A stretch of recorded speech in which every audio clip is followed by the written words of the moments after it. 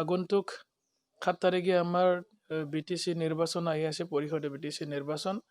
মই পোনপ্ৰথমে সকলো ৰাইজক মই শুভেচ্ছামূলক মই জ্ঞাপন কৰিছোঁ যে সকলো ৰাইজে যাতে শান্তিপূৰ্ণভাৱে গণতান্ত্ৰিক ৰক্ষা কৰি সকলোৱে যাতে ভালে ভালে ভোট চেণ্টাৰত গৈ পেলাই সকলোৱে যাতে ভোট দিয়ে। আৰু সকলো ৰাইজক মই শেষৰবাৰৰ কাৰণে আকৌ পুনৰবাৰ মই সেৱা জনাইছোঁ যে আপোনালোকে পদুম ফুলৰ ছবিত ভোট দি মোক বিপুল ভোটত জয়যুক্ত কৰক। মই সমষ্টিবাসী ৰাইজৰ কাৰণে যাতে উন্নয়নমূলক কাম কাজ কৰিবলৈ মই সক্ষম হয়, আপোনালোকৰ আশীৰ্বাদ মই বিচাৰিছোঁ। আৰু আপোনালোকৰ লগত মই সদায় থাকিম, আজিও আছোঁ। বিপদৰ সময়ত, সুখৰ সময়ত, দুখৰ সময়ত, সকলো সময়ত মই আমাৰ জনগণৰ ৰাইজৰ লগত একেলগে কাম কৰিম আৰু থাকিম। আৰু ৰাইজে বিচৰাৰ দৰে মই সমষ্টিটো 5টা বছৰত ভিতৰতে যথেষ্টখিনি মই উজ্জ্বল কৰি দেখিবলৈ পাম বুলি মই এটা আশাবাদী। আৰু এইবাৰ পদুম ফুলৰ চৰকাৰ আহিলে, বিজেপি চৰকাৰ আহিলে নিশ্চয় আমাৰ প্ৰতিটো জাতি জনগোষ্ঠীৰ শান্তি, সম্প্ৰীতি, ভাতৃত্ববোধ আৰু নিজৰ মানে ঘৰখনত সকলোৱে শান্তিৰে জীয়াই থাকি মানে সমষ্টিটো মানে উন্নয়ন কৰিবলৈ পাৰিব বুলি মই আশাবাদী। আৰু এইবাৰ বিজেপি চৰকাৰ অহাটো নিশ্চিত।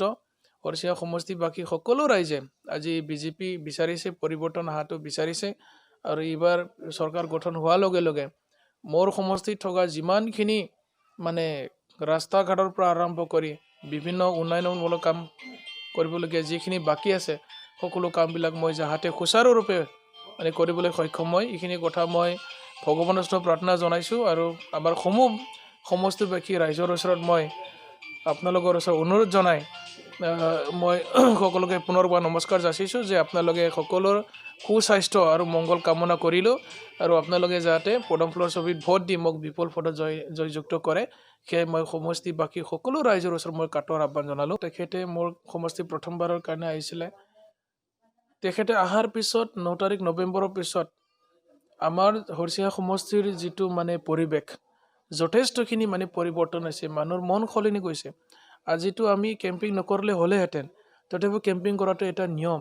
আজি য'ত যায় আমি সকলো ৰাইজে কেৱল বিজেপিৰ কথা কয়। এইবাৰ পৰিৱৰ্তন লাগিব, শান্তিৰ কাৰণে, সম্প্ৰীতিৰ কাৰণে, সকলো জাতি জনগোষ্ঠীৰ সম অধিকাৰৰ কাৰণে এইবাৰ সকলো জনগণৰ ৰাইজে বিজেপিৰ ফালে মানে বাট চাই আছে। আৰু যিহেতু কেন্দ্ৰত আৰু ৰাজ্যত বিজেপি চৰকাৰ চলি আছে, সকলো ৰাইজে জানে যে মানে কেন্দ্ৰ চৰকাৰে এই সমস্যা সমাধান কৰিব পাৰিব। আজি ভূমি অধিকাৰৰ কথা আজি কেন্দ্ৰ চৰকাৰে কৰিব, বাকী মানে সৰু সুৰা ৰাজনৈতিক দলবিলাক যিমানখিনি প্ৰতিশ্ৰুতি নিদিয়ক, তেওঁলোকেতো কৰাৰ কোনো মানে ক্ষমতা নাই। তেওঁলোকৰ না চৰকাৰ আছে না কি আছে। চ' ইয়াৰ কাৰণে জনগণৰ ৰাইজে আজি ভাৰতীয় জনতা পাৰ্টি বিজেপিৰ প্ৰতি মানে আশ্বাস আছে।